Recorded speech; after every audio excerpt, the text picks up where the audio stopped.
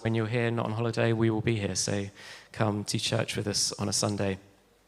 And if you are new to us and you're wanting to find out a little bit more about who we are, you can fill in one of our Connect cards in the lobby, which look like the slide on the screen, which you can do by hand, or you can follow that QR code and just let us have your email address, and that will keep you up to date with all the things that are happening over the summer and into the new term in September. So we recommend you do that if you haven't already, and that will just help us let you know what's happening and help you join in with some things as part of church with us. As we say every Sunday, we don't have a membership. So if you feel like this is your church, if you've been with us for a little while, or even a week, and you're like, yeah, this is my church, we say there's 4 things you can do to be church family with us, and those are to come and be here on a Sunday, come and do church with us, to join a Sunday team. So if you haven't yet found a Sunday team to serve on, we really recommend you do that. It's how church happens on a Sunday. It's our method of discipleship. It's how we become more like Jesus ultimately. So if you haven't found a Sunday team, we would really recommend you do that. I don't think we've got the slide with the little QR click link, but it's in Vineyard News. So if you want to do that, there's a really helpful form you can just fill in, give us your email, and tick as many teams as you might like to join, or say you're not sure. And we'd love to help you find a team. So that's Sunday teams. It's part of being church with us. So if you haven't found one, do that. Find a small group. Again, if you've not found a small group, it's a great place to find community. There's lots of us here on a Sunday. And small groups is our primary point of connection and doing life with others. So there's a booklet out in the lobby, or again, they'll be in Vineyard News. You can find a small group. But we recommend you just try some. If you're not sure where to start, sign up to a couple, see if they're for you. And if you're not, the group leaders will not be offended if you don't come back the next week. It's okay to try a few and find where fits for you. And then the last way is to give financially to the church. So we have ways of regular giving through stewardship, and other ways. If you'd like to find out more about those, you can come and chat to me or one of our staff team, and we can tell you a little bit about that. So it's the summer, so there's not loads of news items for you, but the one thing to let you know about, we mentioned last week, is our Storehouse Summer Food Project, which there is the slide for it. So you may or may not know, but every summer we work with local schools to give out food vouchers to the families who might normally get free school meals, that kind of thing, and then they hit the school holidays, and obviously that support isn't there for them. So we love to support those families through relationship with the schools or through agencies where there's a need to provide additional food to those families through the summer. We estimate, my experts have told me, that we will serve maybe an extra 40 to 50 families a week. So if you can imagine a family food bag, which might be 3 or 4 bags, that's a bunch of extra food we will be giving out to bless those families. And we love to be a generous church again, and to serve those families in that way. So we would love it if you would be able to join in with us, partner with us as we do this through the summer. If you are able to bring some food into Storehouse, there is a bag. Oh, look, my lovely assistant's got a bag and a shopping list. If you look out in the lobby, there'll be some of these with a shopping list, and you can go and tick off a couple, or you could fill a bag. Every little thing makes a difference. Whether you can bring 1 can of food, or you can order a Tesco shopping delivery, which people do to Storehouse in the week, it all really makes a difference. So don't feel that your offering isn't enough or isn't going to make a difference, because it absolutely does. Because if 50 people bring 1 tin of beans, actually that serves a lot of families. So would you help us with this over the summer, church family? You can bring food either on a Sunday. There's a basket out in the lobby, which you can put food in, or you can bring it in the week during office hours, which, if you're not sure about office hours, we are open Monday, Tuesday, Thursday, Friday, 9 till 1. So you can drop food off here in the week if you want. You're also really welcome to, I don't say that jokingly, you're also really welcome to order a Tesco food delivery. Some people, they're at work or they're busy, and actually their easiest way is just to order a food delivery for once for the summer to bring that food. So if you want to do that, you can do that. Just let us know it's coming. So if Tesco turn up, we know that your food is coming. We get a few Tesco deliveries. So or any supermarket. We're not exclusive to Tesco's. No, I'm not going to voice my preference, but it's not about me. Any food from any supermarket is absolutely acceptable. So yeah, let's do this over the summer as a church family. The families are so blessed by this, and the gap over the summer without free school meals is quite a big gap. So we love to serve those families in that way. So let's do that as church family together. And Martina's going to come speak to us this morning. So why don't we welcome her up?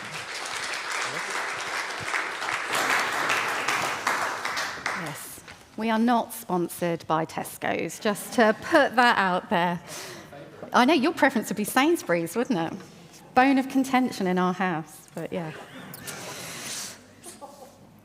Okay, so really warm welcome to you this morning. If we've not met before, my name's Martina. I'm one of the associate pastors here, and I'm able to take the mick out of Rich because he is my husband.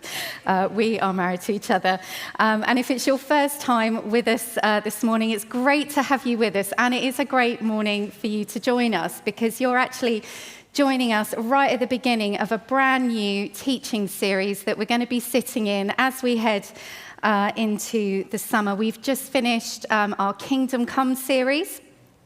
We've focused since Easter on the early part of the book of Acts. We've journeyed with that first church, that first group of believers as they've received the Holy Spirit, and they have begun to carry on the works of Jesus and become the church which every other church has come from. But this week, we're heading back a bit into the Old Testament, into the book that was written before the birth of Jesus. And from this week right through to the end of August, we are going to be sitting in, focusing on reading through the book of Jonah. Now, if you have ever read the book of Jonah before, you will know it is a really tiny little book. When I look in my Bible, it literally covers 2 pages and about 4 lines. It's really small.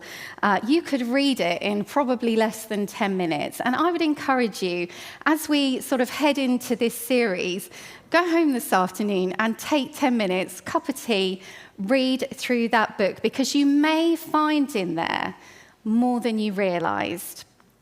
I would encourage you to get a feel of the story, get a feel of where we're going to be going, of who Jonah is in this book, and of what we see of God within that story.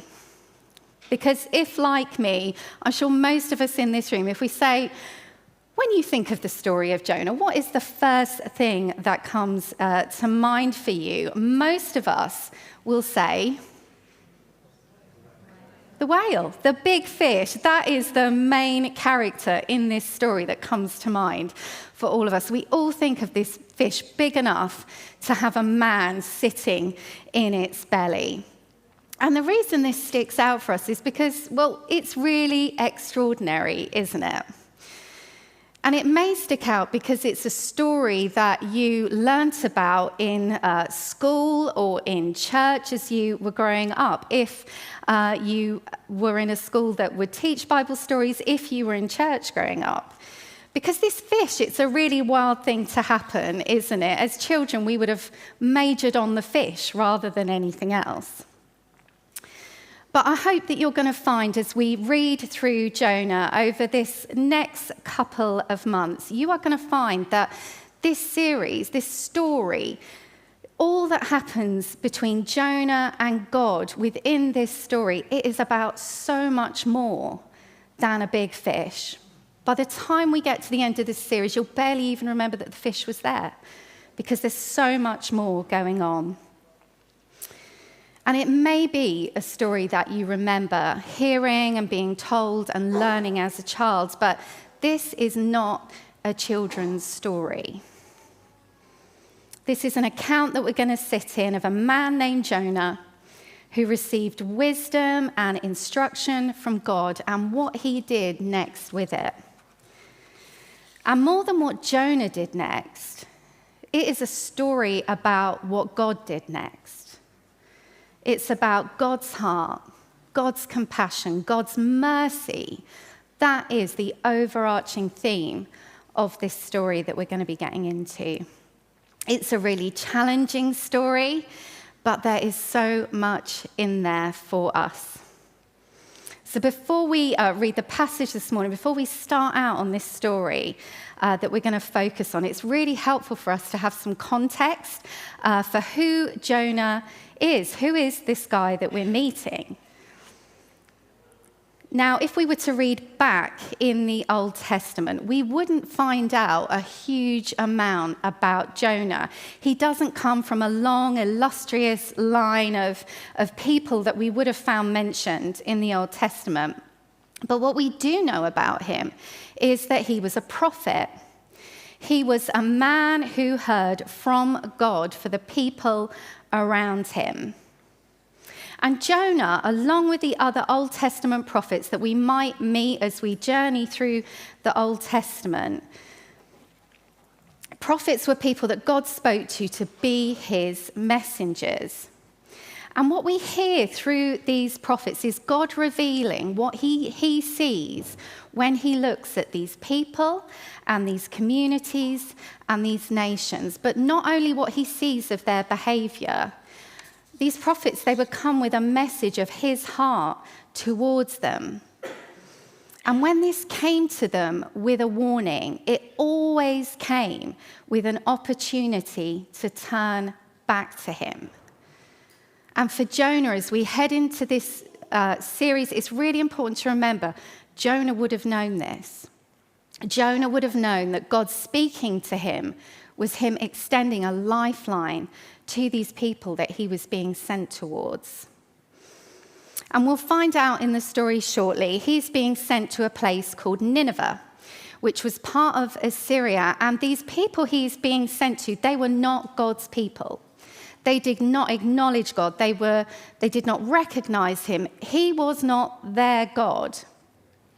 And so Jonah was being sent to a people who did not recognize the God that he was pointing them towards and speaking on behalf of. And not only that, these people in Nineveh, they were part of an empire which was known to be violent and oppressive and aggressive. So this country would not only have been one that Jonah would have been a foreigner in, but also opposed to. Fiercely opposed to. He would have looked on at this country, he would have heard stories of who they were, and he would have been disgusted with them. He would have looked down on them, and he would have sat in judgment himself over this nation. And he would have seen this country as being deserving of everything that they may be on the receiving end of. And you don't have to think very hard to think of a modern day context that this story could easily sit within. And yet, despite these people, those living in Nineveh, not recognizing God for who he is, despite their violent and their aggressive rule, God's instruction to Jonah is part of his mercy and his compassion as he looks at them. And he's offering them this chance to turn to him and to change before his judgment comes. So this story, as we head into this, it is all about mercy. It is all about the divine and the extraordinary grace that God not only pursued this nation with, but also that he pursues us with. The grace and the mercy that he wants to meet us with.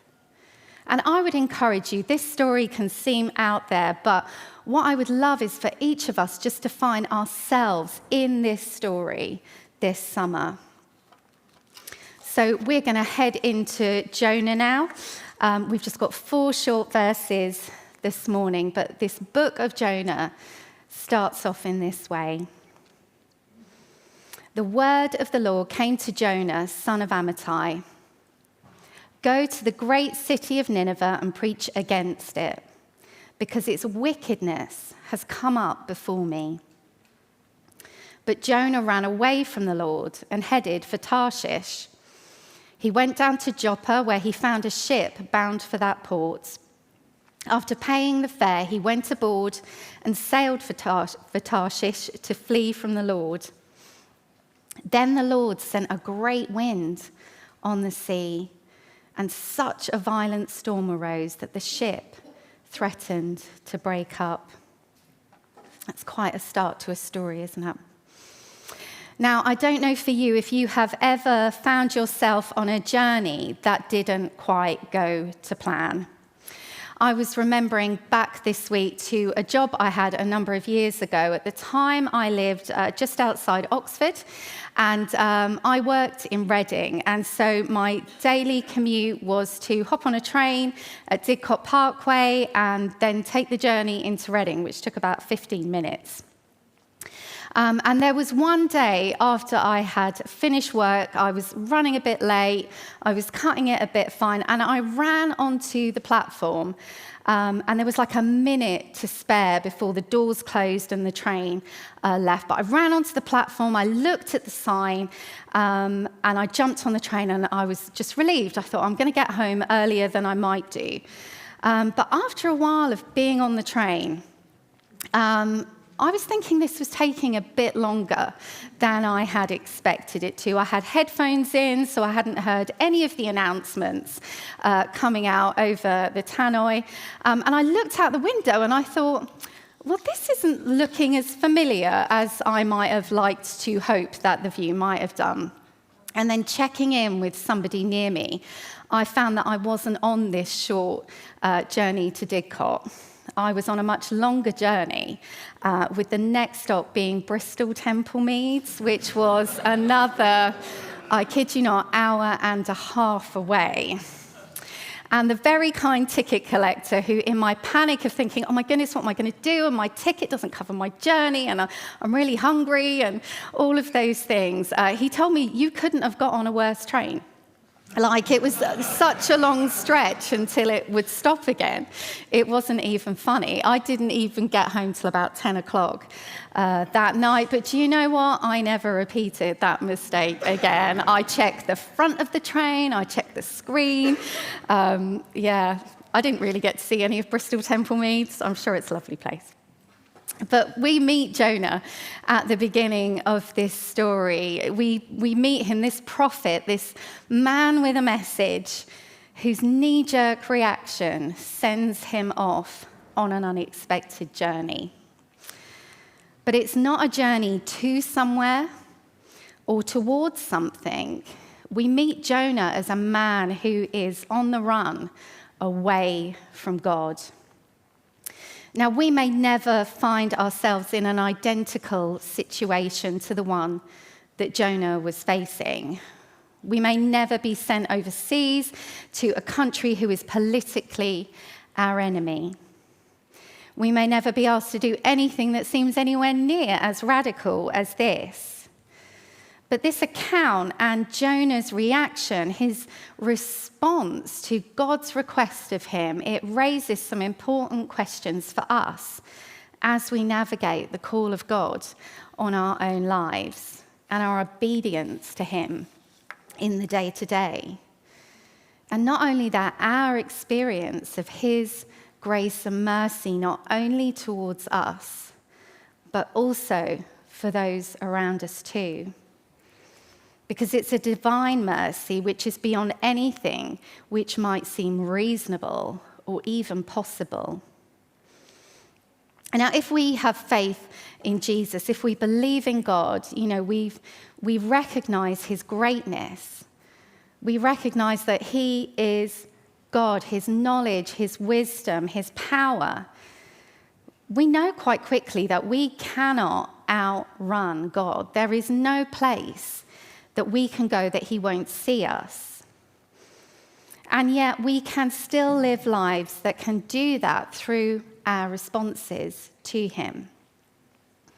So as we position our lives looking towards Jesus, committed to him and to his purposes for our lives, which is what we do as we step into faith, I can guarantee you, if it has not happened yet, you will come up against things that you read in this book, the Bible, that are challenging to you, that you just may not agree with. Because Jesus shows us, he models to us And he teaches us of a way of life that looks a certain way. But it is not an easy way. It's countercultural, both when we read back at the words in the Bible and as we live it now, because it is a life of service. It is a life laid down. But it is the way of life that he invites us to as we become his disciples. And as you walk in this relationship with him, you will come across things that either he says or either circumstances in life that you just don't understand. You may even come across things that you just find offensive to you and the way that you think life should work. Because we can, each of us, come to faith and expect that God looks like what we think that God should look like and behave like. But the truth is, he is actually so much better than that. We come in our very humanness, with our limited view of life, our limited experience. He sees it all. All wisdom is his. He is perfect. It is wisdom and love hand in hand. But part of this means that we should expect to find that he does not think like we do a lot of the time. And we can find ourselves having the choice to come under his authority, not out of some kind of control, but as a decision of trust and of an increasing knowledge of his love and his care to us. And at those moments that we all hit in life, we have a choice about how we respond to God. Do we respond to him? Or do we just cut and run like Jonah did? Do we wrestle with God for what the truth is in a situation? Or do we take the decision to resist him? And as we look this morning to take what we read in this book of Jonah as so much more than a story, as an account of a prophet, but actually we want to take it over these next few weeks and find ourselves in this story. I think just in these 4 verses, there are a couple of markers, distinctives to Jonah's response, which I think are really helpful for us as we as a community together, as people wanting to face our lives in Jesus' direction, who want to live out our faith day by day and situation by situation. But the question I've asked myself of what are the things which could have changed everything as Jonah heard from God? Well, the first thing that would have changed this story for Jonah would have been, rather than to run, it would have been to just stand still. The very first thing that Jonah did was he just ran. In response to God asking him, he says, "Get up and go to Nineveh." He did get up, but then he ran in the opposite direction. And Tarshish at this time, it wasn't even just away, it was literally the opposite direction to Nineveh, where he should have been heading.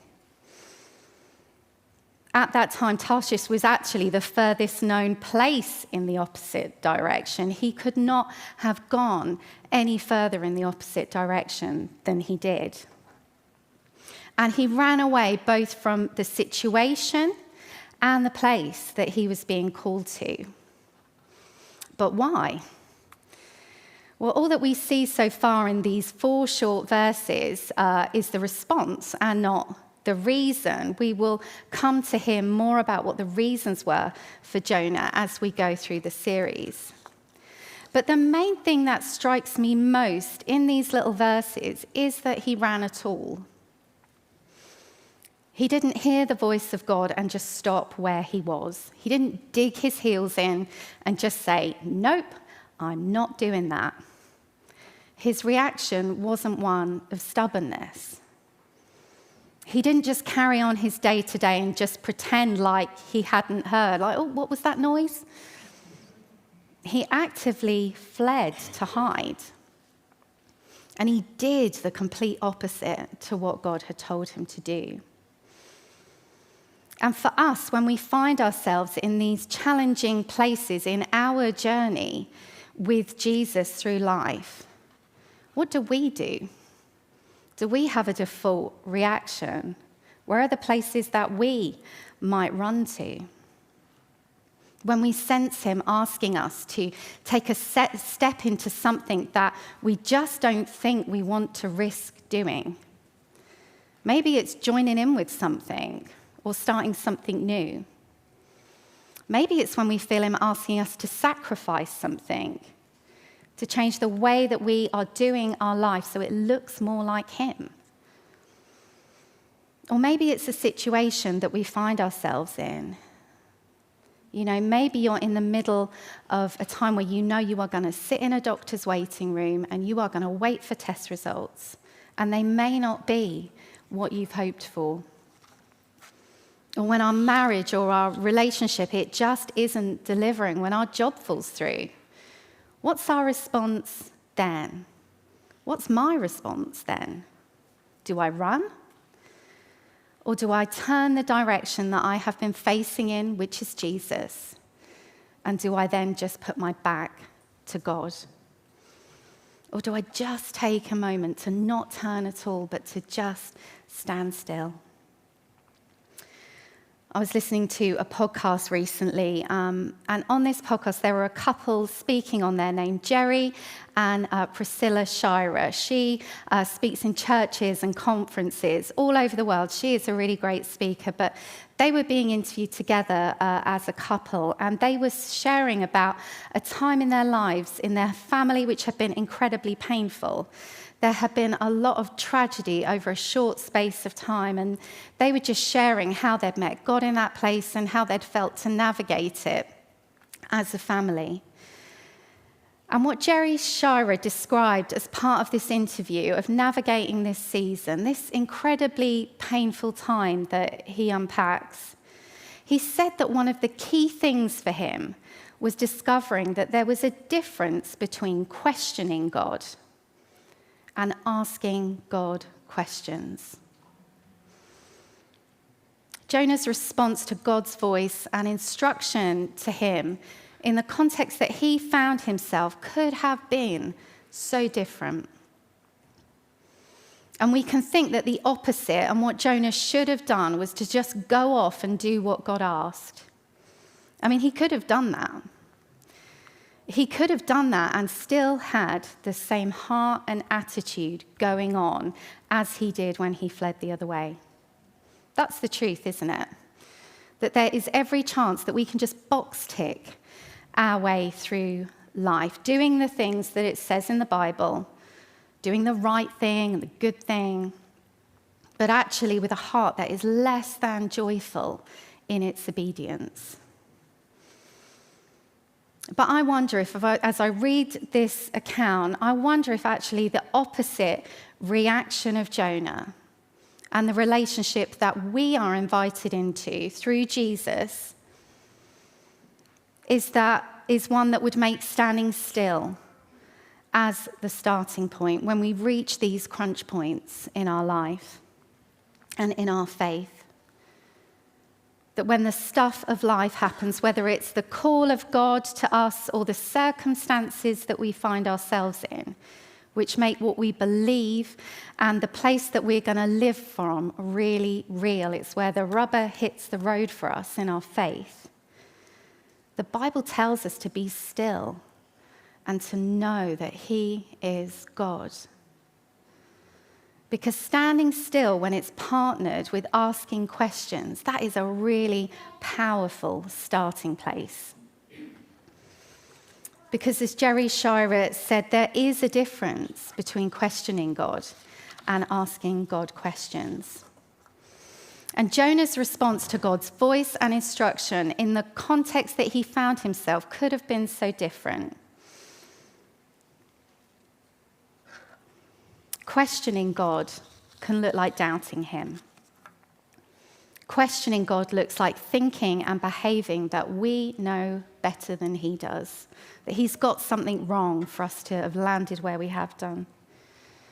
It looks like throwing the baby out with the bathwater when difficulty comes along, that this situation is bad, so then therefore that means that God is bad or wrong or not working or doesn't care. That this thing just isn't easy, or it just hasn't turned out like I think it should, so God just isn't there for me. But asking God questions in that place is a really different thing. This looks like bringing yourself to him, knowing that he is God and we are not. It looks like beginning the conversation with him of why? How do you see it?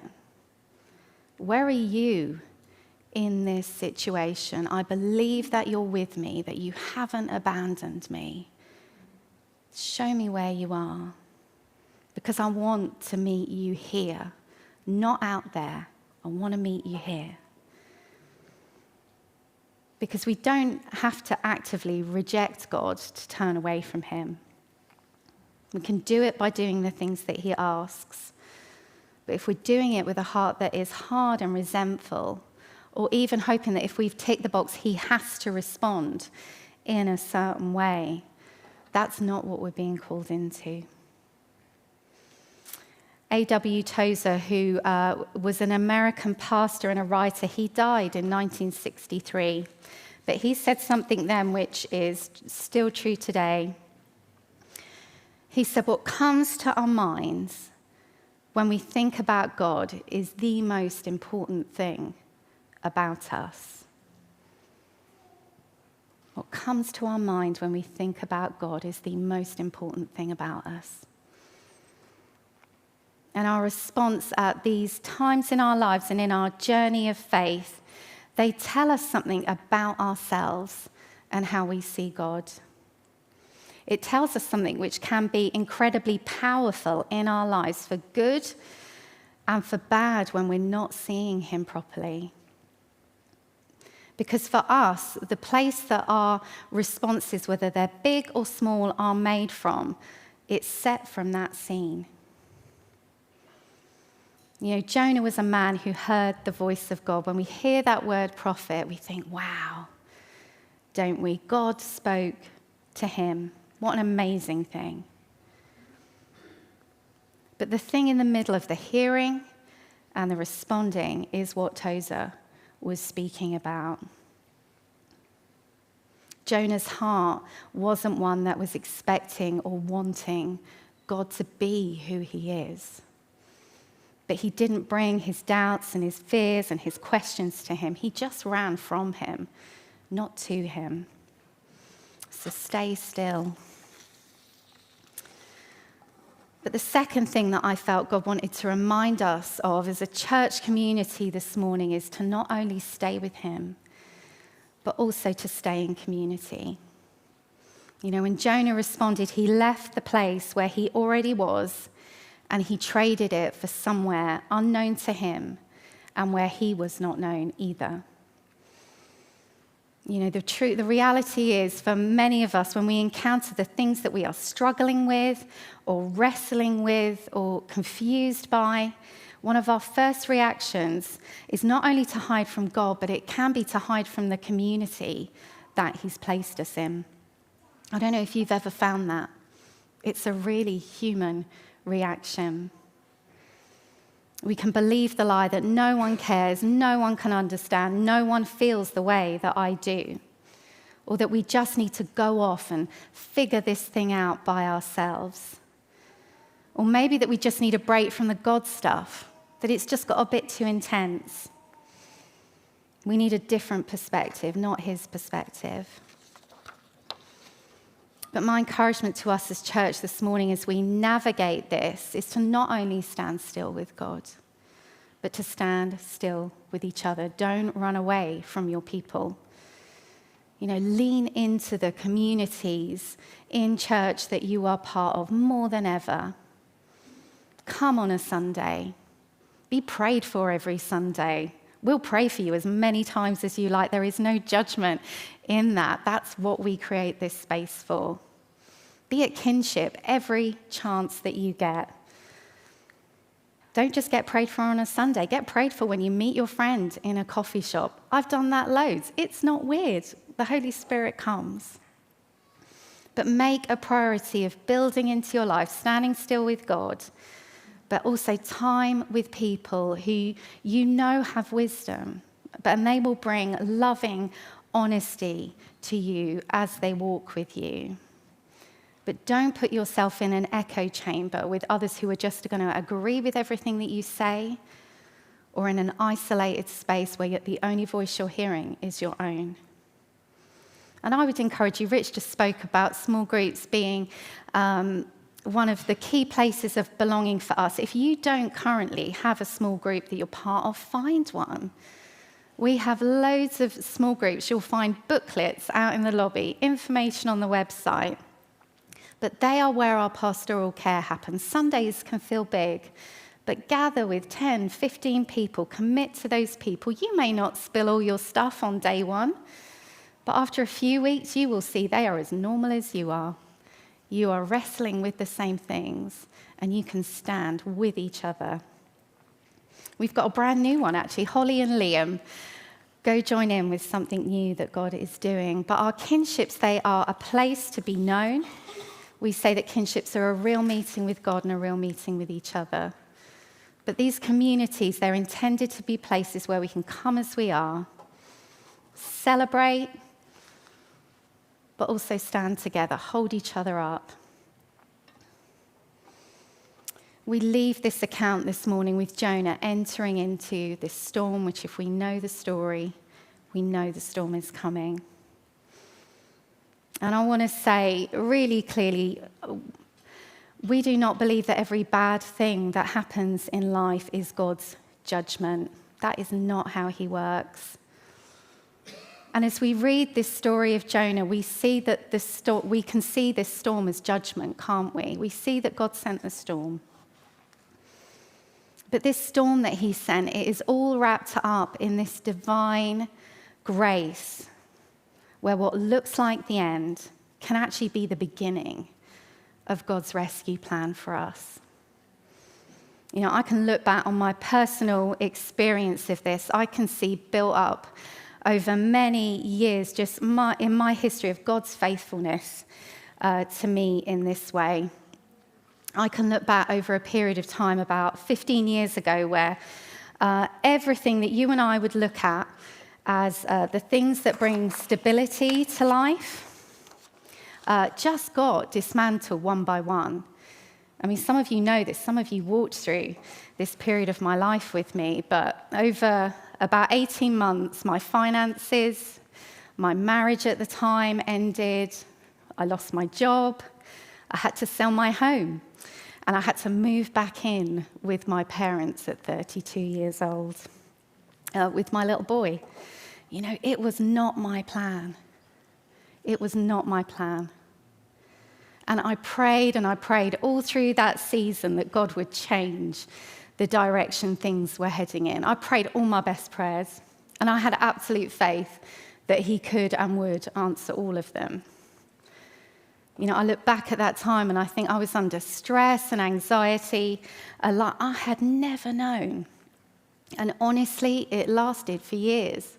It left quite a lasting impact on me in terms of just expecting the worst in any given situation. You know, God wasn't doing what I had hoped or expected or what I prayed for. But in the middle of that place, horrendous as it was, I really began to find who God was. I'd known him my whole life, but I really found out who he was. And who he was, who he is far beyond what my personal circumstances looks like. He held it all. He wasn't overcome by it. He held it and he held me. You know, the questions I had over that time, after a while, they just became not the point anymore. The why, it wasn't the question.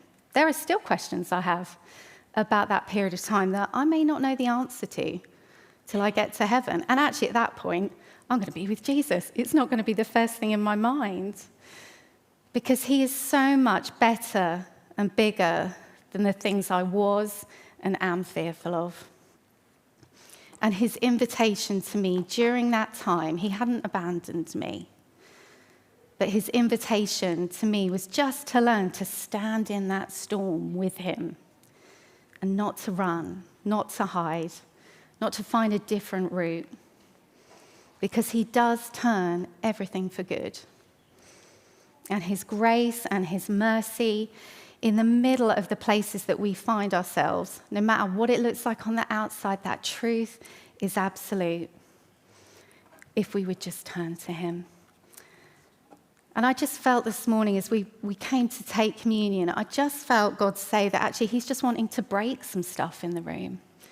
And I think that might look a couple of ways. I was thinking of when a wave breaks, when it crashes over the shore, that he would want to bring something new to us this morning, but actually he would want to break some stuff off of people that they're carrying as well.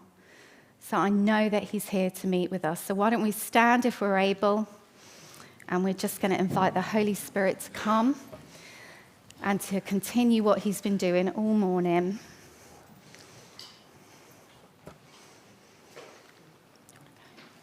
No, carry on. I need a drink.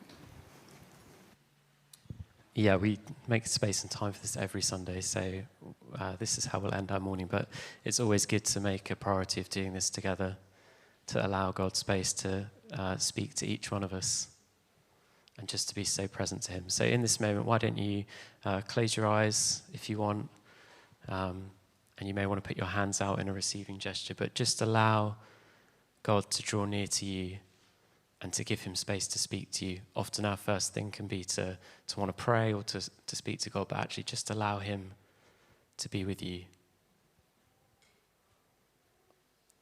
There is nothing we have to do to gain his attention or approval or his presence other than just to be. The Holy Spirit come.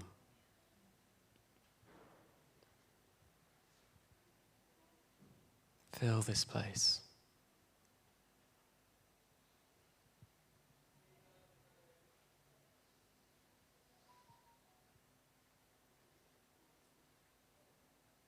And we thank you that there is nothing we need to do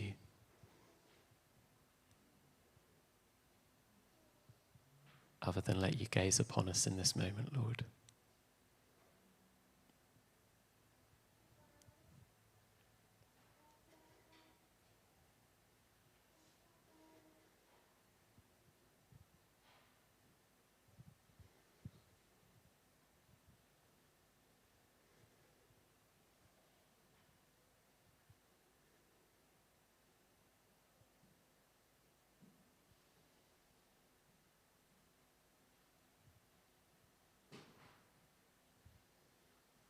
More, Lord, more of your presence.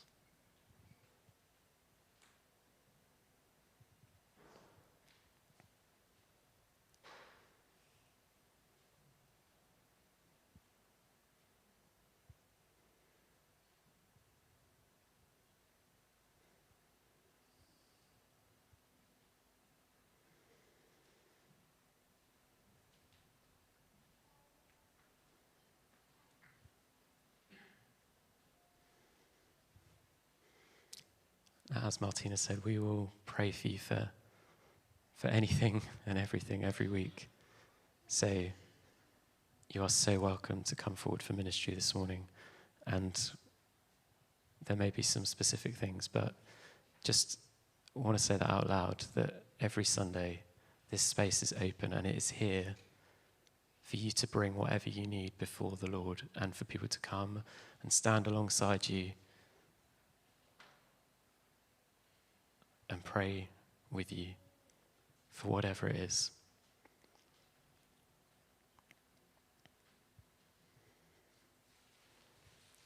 As Martin was speaking, I had a sense from God that maybe a few people here, but that either you're thinking of changing your job, or you're not sure about your job, and you're just wanting some wisdom from God, or you're just wanting some peace in the midst of that discomfort. That may be you. Or it's about in your current work place or work situation, whatever that is, that there's just some stuff going on and it's really challenging for you at the moment to even enter your workplace or enter into work each day. And again, that God would just want to bring you some strength or some comfort in the midst of that, and maybe some wisdom as well. So if either of those things are you, in a minute we'll invite you forward and you can come. If there's anything that you would love prayer for this morning, this is just a really open invite. Maybe you want to respond to what Rich has said, or to anything that God's just been speaking to you about this morning. Maybe you need healing. We would love to pray with you, but make your way to the front now. And we would love to have some people trained to minister who will come and pray for you. They will hold everything you say in confidence. You can say as much or as little as you like, but we would love to pray for you. Someone else also had a word about some disappointment with exam results. If that's you, again, we would love Jesus to meet you in that place. Yeah, so why don't you come? If you're in small group with us and you know how we pray here at the Vineyard, would you just come straight away and stand alongside these people? We need loads of people, 10, 15 people to come pray. So if you're free and you're able to, would you just come and stand alongside these people? Yeah, we pray women for women, men for men, or mixed couples, but we love to pray in twos. So if you're part of small group with us and you're available, you're not engaged with what God's doing at the minute, you would love to come and bless these people. We need a whole bunch more of you.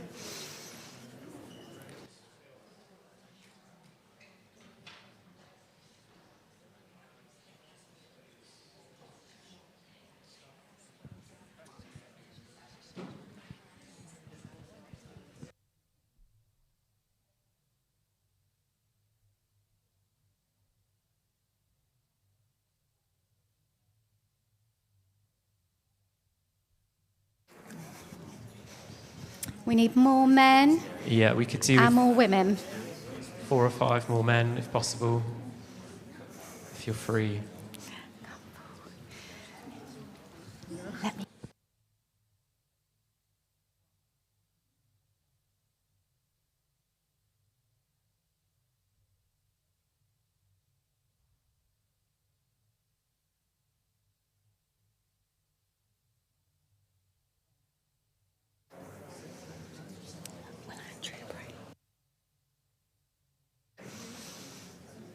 We're going to continue on in here praying for each other for as long as we need to. We're in no rush this morning. We want to just be available for all that God wants to do and for us to just stay in that moment. But this is as formal an end to the morning as we'll have. If you've got children in Kids Zone, their groups are finished and they're ready for you to go and collect them. But why not, if you're not receiving ministry, head on out into the lobby. There's drinks still available. Maybe say hi to somebody you've not had a chance to meet yet. We'll see you back again next Sunday.